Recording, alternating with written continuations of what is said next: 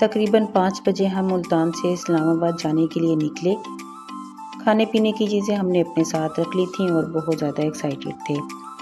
इस्लामाबाद से आगे मरी पहुंचकर हमारा आगे भूरबंद में एक दिन का स्टे है और उसके बाद हमारा प्लान हुंजा जाने का है।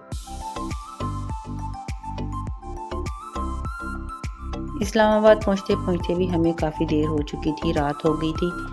ये मोटरवे देखें कितनी खूबसूरत लग रही है रात के टाइम। जब हम भूरबंद पहुंचे तो बहुत देर हो चुकी थी, तकरीबन रात के 2 बज रहे थे तकरीबन। और हम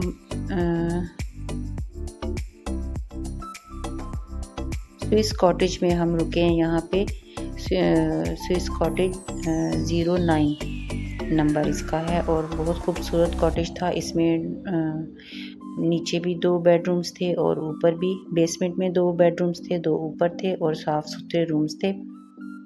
किचन और डाइनिंग ड्राइंग रूम सब कुछ अवेलेबल था यहाँ।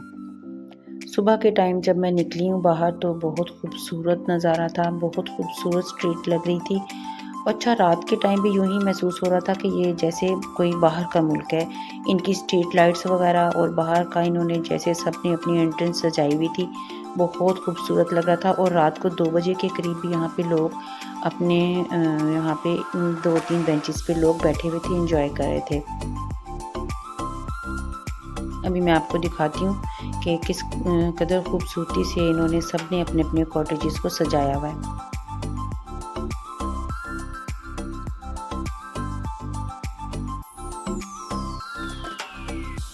बहुत पुरसुकून माहौल था, खामोशी थी और परिंदों की आवाज़ें आ रही थी, बहुत सुकून था।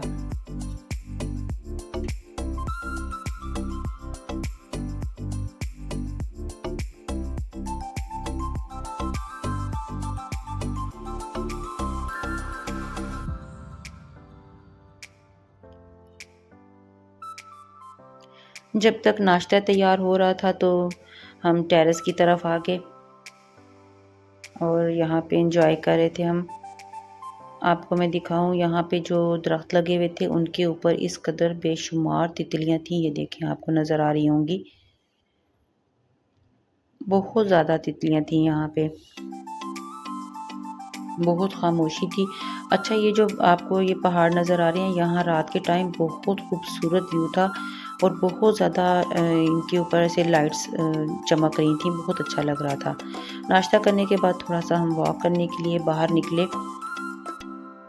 बहुत अच्छा और बहुत खामोशी पुरसुकून जगह थी।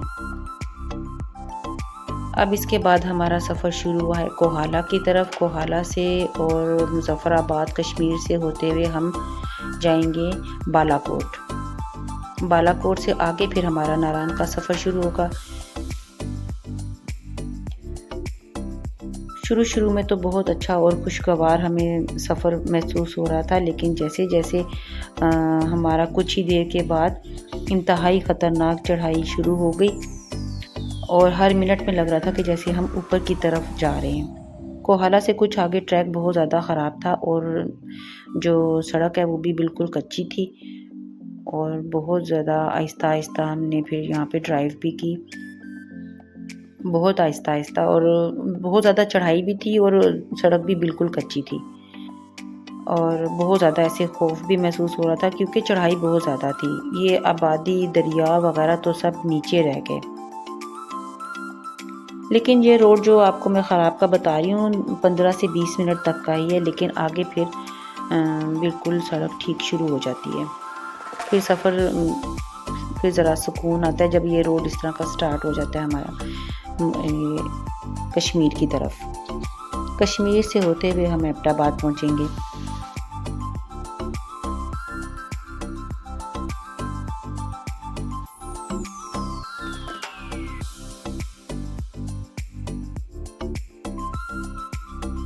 ये देखिए, ये आ गया वेलकम टू आज़ाद जम्मू कश्मीर।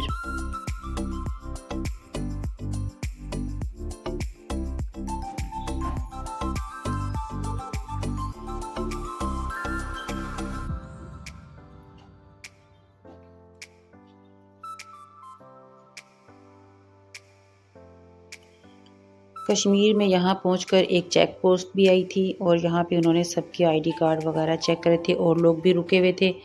सब ने अपने अपने आईडी कार्ड दिखाए। कुछ देर हम यहाँ पे रुके, मौसम को एंजॉय किया और दरिया को भी देखा। बहुत अच्छा लग रहा था यहाँ भी।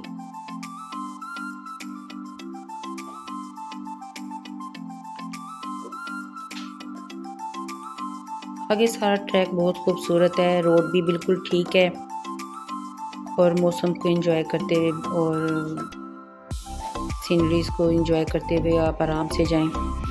रोड भी बिल्कुल ठीक है। अब ये हम मुजफ्फराबाद पहुंचेंगे, कश्मीर, जो कि कश्मीर में है। अभी आएगा यहाँ पे मुजफ्फराबाद। Welcome to Muzaffarabad. अच्छा, यहाँ पे यूनिवर्सिटी ऑफ आज़ाद जम्मू कश्मीर भी आएगी, आपको मैं दिखाती हूँ अभी। और साथ उनका ब्लू कलर का बहुत बड़ा इनका जो हॉस्टल है उसका कैंपस भी है।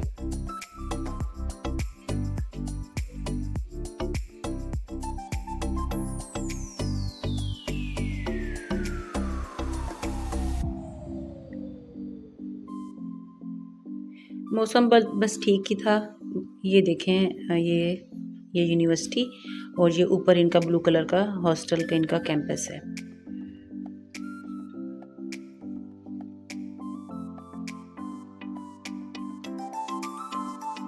ये फाइनली हम पहुंच गए मुजफ्फराबाद और मुजफ्फराबाद से आगे हमारा सफ़र है बालाकोट की तरफ। तकरीबन हम 4 साढ़े 4 घंटे में पहुंच गए थे और हमने कोई इतना तेज़ ड्राइव भी नहीं की, बहुत ज़्यादा स्पीड में भी नहीं की, आराम से हम आए हैं। ये हम बालाकोट पहुंच गए। ठीक यहीं पे हमने 2 साल पहले भी यहीं पे ही हमने लंच किया था जब हम हमसा गए थे। आज भी हम यहीं पे रुके हैं।